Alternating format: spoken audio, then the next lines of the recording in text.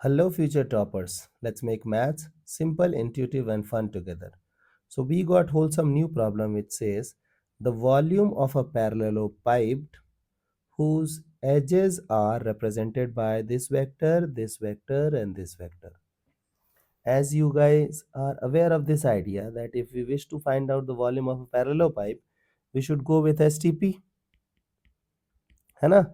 And how we will find out the STP? We should always like be more focused towards the determinant method if the vectors are given.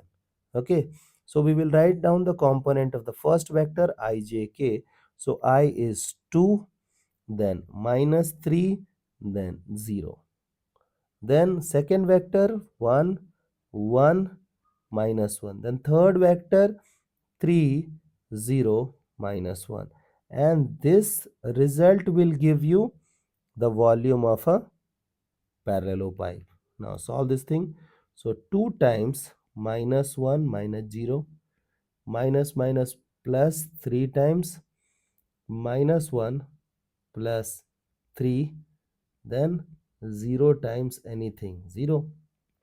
So we got minus 2 plus 6.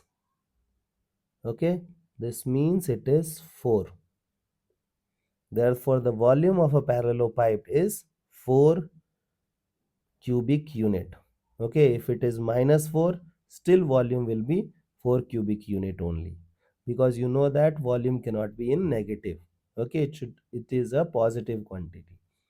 I hope the idea is clear and you guys can handle similar situations. So see you guys in the next session of Mathflix.